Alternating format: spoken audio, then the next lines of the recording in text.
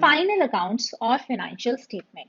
Again बेटा बहुत सारी चीजें हैं, ये आपको फिर वही कहेगा कि फाइनेंशियल स्टेटमेंट के अंदर हमारे क्या क्या रहते हैं, रिसिप्ट एंड पेमेंट अकाउंट रहता है, इनकम एंड एक्सपेंडिचर रहता है और बैलेंस शीट रहता है। साथ साथ अब उसका पर्पस भी बता देगा। रिसिप्ट एंड पेमेंट क्यों रहता है, ताकि हम उसके अंदर पैसा आना और जाना रिकॉर्ड कर सकें। इनकम एंड एक्सपेंडिचर क्यों रहता है, ताकि हम अपनी इस साल की इनकम का और खर्चों का हिसाब किताब देख सके कि हमने सही मतलब हमारे इनकम इतनी है ना कि हमारे खर्चे हो पा रहे हैं। और लास्ट में बैलेंस शीट। बैलेंस शीट तो आपको पता होना ही चाहिए, हमारे एसेट और लायबिलिटी का हिसाब रखती है। ठीक है, तो वही चीजें यहाँ पर वो आपको बताएगा। तो let's start reading this. The not-for-profit organization are also required to prepare financial statement at the end of the financial of each accounting period. Although these organizations are not-for-profit making entities and they are not required to make trading and profit and loss account, but it is necessary to know whether the income during the year was sufficient to meet the expenses or not. पैसा इतना आया कि खर्चा कर पाए या नहीं कर पाए. Next, not only that, they have to provide the necessary financial information to the members, donors, contributor and also to the registrar of the society. ठीक है, रजिस्ट्रार ऑफ सोसाइटी को भी वो इंफॉर्मेशन प्रोवाइड करनी होती है. For this purpose, they have to prepare their financial accounts at the end of the accounting period and the general principle of accounting are fully applicable. जो भी हमारे accounting principle हैं, रूल्स हैं, वो सारे के सारे एप्लीकेबल हैं. ठीक है, real account, nominal account, personal account, debit accounts, वो ये सब अप्लाई होंगे. ठीक है, उन सबको देखते हुए ही करना है. आगे कहता है The final account of a non-for-profit organization consists of following. कहते हैं एनपीओ के अंदर कौन कौन से फाइनल अकाउंट्स होते हैं. तो पहला रिसिप्ट एंड पेमेंट अकाउंट, दूसरा इनकम एंड एक्सपेंडिचर अकाउंट और तीसरा balance sheet. So these are my final accounts और फाइनेंस स्टेटमेंट्स. समझ आ गया तो थम्स अप कीजिए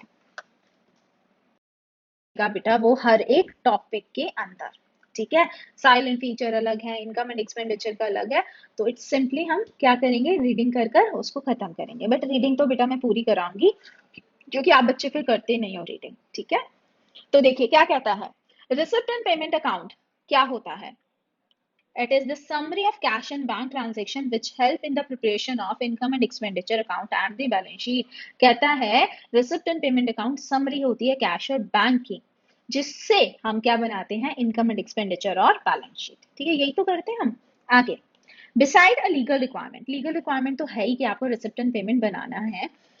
has to be submitted to the registrar of society, इसको तो देना ही देना है, along with the income and expenditure और balance sheet. कहता है लीगल रिक्वायरमेंट तो है ही है, साथ में हमें रजिस्ट्रार ऑफ सोसाइटीज को भी अपने ये तीनों अकाउंट, कौन कौन से, receipt and payment, income and expenditure और बैलेंस शीट, ये तीनों चीजें रजिस्ट्रार ऑफ सोसाइटी को सबमिट करानी पड़ती हैं. ठीक है, आगे देखिए क्या कहते हैं. Income and expenditure account is akin to profit and loss account. Akin का मतलब it is an alternative to profit and loss account. The not-for-profit organization usually prepare the income and expenditure account and the balance sheet with the help of receipt and payment account. पिछले point में भी यही कहा, अभी भी यही कह रहा है, कोई बात नहीं, कर लिया. तो आगे, However, it does not imply that they do not make a trial balance. कहता है इसका मतलब ये नहीं है आपने कहा कि अच्छा रिसिप्ट एंड पेमेंट से आप इनकम एंड एक्सपेंडिचर बना देते हो, तो इसका मतलब ये नहीं है ट्रायल बैलेंस नहीं बनाते. बेटा लेजर बन रहे हैं तो ट्रायल बैलेंस तो बनेगा ही बनेगा. In order to check the accuracy, अब ट्रायल बैलेंस का पर्पस बता रहा है.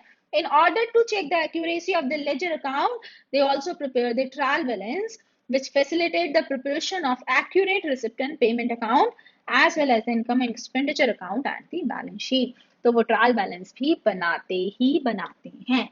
ठीक है, और आपको पता है कि ट्रायल बैलेंस बनता क्यों है, एक्यूरेसी चेक करने के लिए.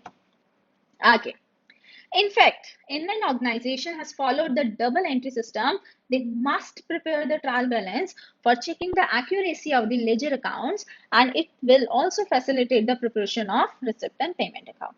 तो वो ट्रायल बैलेंस के एडवांटेजेस के बारे में बता रहा है कि आपको एक्यूरेसी चेक करने को मिलेगी और साथ साथ receipt and payment, income and expenditure और बैलेंस शीट तीनों अच्छे से हो जाएंगे.